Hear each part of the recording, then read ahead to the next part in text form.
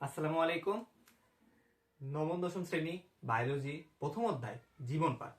এই অধ্যায়টাকে আমরা অনেকে গুরুত্ব দেই না, কিন্তু আমার এই অধ্যায়টা বিগত বছরে প্রত্যেক বছর আমাদের এখান থেকে কোশ্চেন আসে।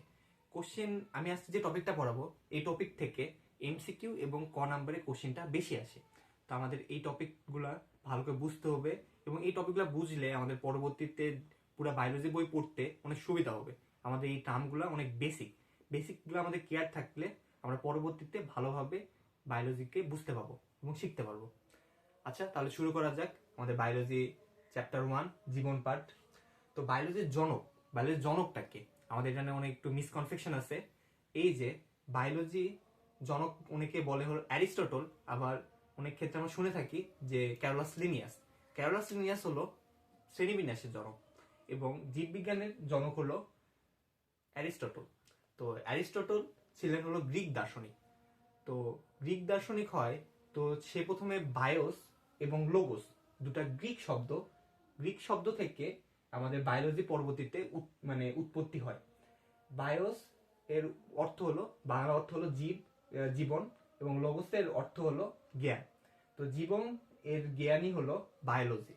তো বায়োলজিতে আমরা দুইটি শাখাতে ভাগ করতে পারি। দুটি শাখা নিয়ে এখন আলোচনা করা যাক। একটি হলো ভৌত শাখা, আরেকটি হলো ফলিত শাখা। ভৌত শাখার মধ্যে থিওরিটিক্যাল জিনিস থাকে, যেমন আলোচনা বিষয়ক জিনিস। তো আমাদের বায়োলজি বইয়ে প্রায় 11টি আলোচনা বিষয়ক শাখা দেওয়া আছে, এবং ফলিত শাখা হলো অ্যাপ্লাইড বা প্রয়োগকৃত জিনিস। তো ফলিত শাখা 17টি আছে। তো আমাদের 11টি এবং 17টি এই জিনিসগুলা, মানে 11টি এবং 17টি এই দুটি ভৌত এবং ফলিত শাখা সব মনে রাখতে হবে। কিন্তু এর মধ্যে যেটা মোস্ট ইম্পর্টেন্ট জিনিসগুলো, এগুলো আমরা আলোচনা করব এখন।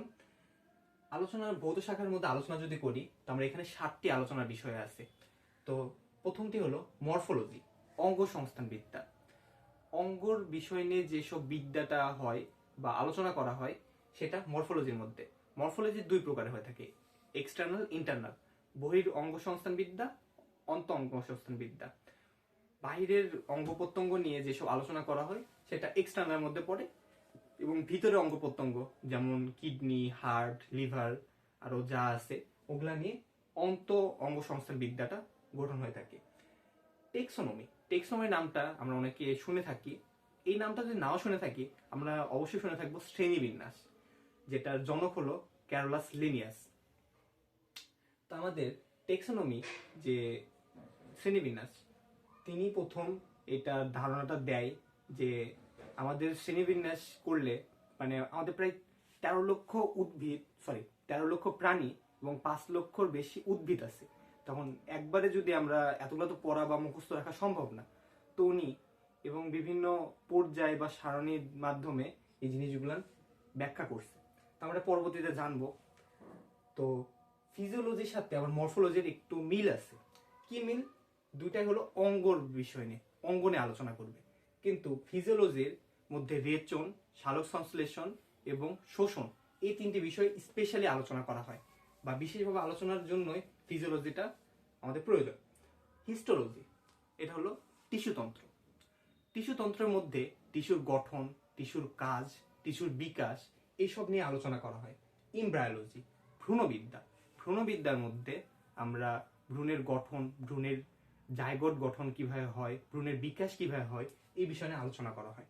যদি কখনো এমসিকিউতে আসে ভ্রূণের বিকাশ নিয়ে আলোচনা করা হয় কোন শাখায়, তাহলে আমাদের উত্তর হবে এমব্রায়োলজি। এগুলা পারতে হবে।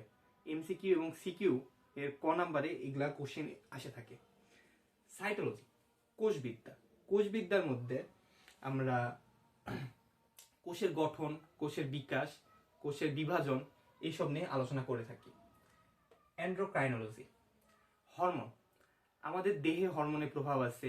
আমাদের চুলের গ্রোথ, আমাদের হাইটের গ্রোথ, সবকিছু নির্ভর করে হলো হরমোনের উপরে। তো এই হরমোন নিয়ে আলোচনা করা হয় অ্যান্ড্রোক্রাইনোলজি।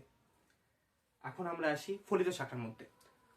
আমাদের বইয়ে ফলিত শাখা 17টি দেওয়া আছে। 17টির মধ্যে মোস্ট ইম্পর্টেন্ট 6টি আমি এখানে লিখছি।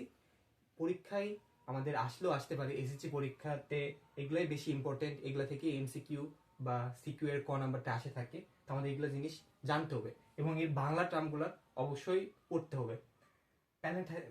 প্যালেন্টোলজি এর অর্থ হলো জীবাশ্ম বিজ্ঞান।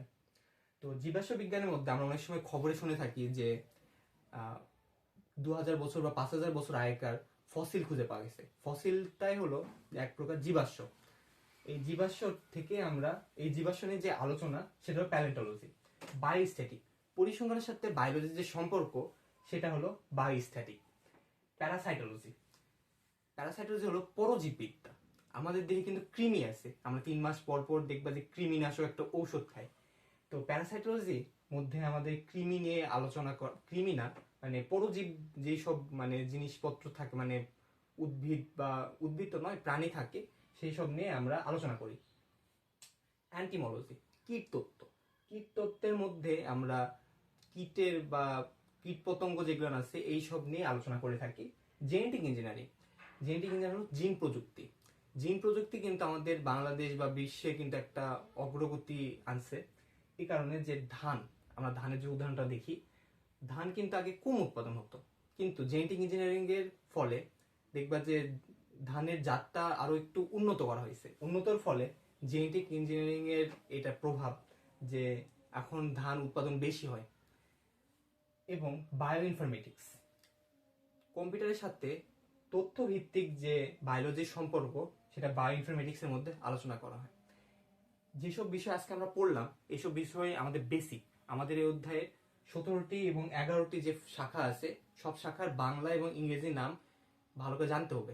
কিন্তু এই বাদেও এগুলো হলো ইম্পর্টেন্ট, পরীক্ষা আসতে পারে এবং এটার আসার সম্ভাবনা আছে। এবং পরবর্তীতে আমরা অ্যানালাইসিং ভিডিও পড়বো, মানে অ্যানালাইসিং একটা ভিডিও থাকবে যেটার মধ্যে আমরা দেখবো যে কিভাবে এই অধ্যায়ের সিকিউ আসে, কয়টা টাইপের কোশ্চেন হতে পারে এবং এই টপিকগুলো কি কি। ধন্যবাদ সকলকে ভিডিওটা দেখার জন্য।